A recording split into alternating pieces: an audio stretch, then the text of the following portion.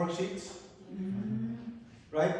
In session 1, there was a talk about the slave God. Okay? Brother Bert, why are you giving me that face? You were there with me. Didn't you fill it out? So, and then the other one was session 2, the obedient king. So yung mga talks during the conference, they're kind of ironic eh. The slave God, right? The other one is the obedient king. Parang baliktad eh, but then there's the verse with.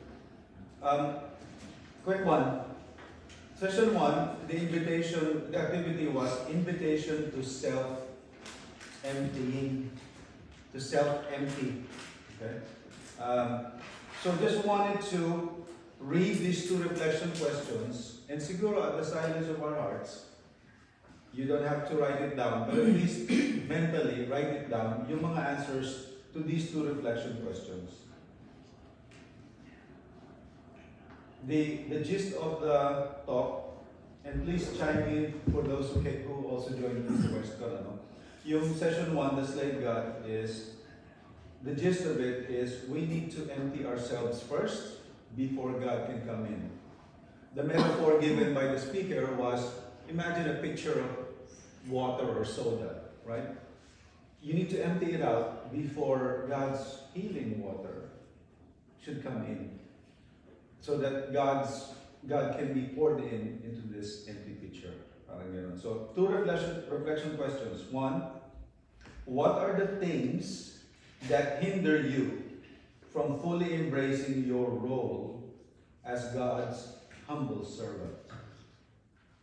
Let me repeat that. What are the things that hinder you from fully embracing your role as God's humble servant?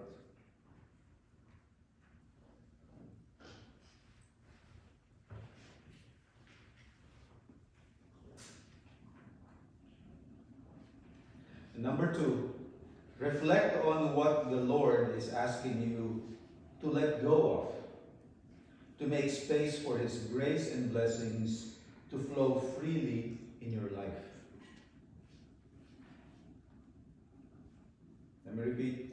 Reflect on what God is asking you to let go of, to make space for His grace and blessings to flow freely in your life. So self-emptying.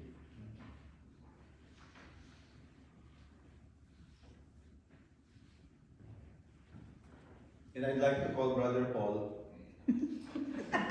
to do session 2. Yung workshop. Ano session 2?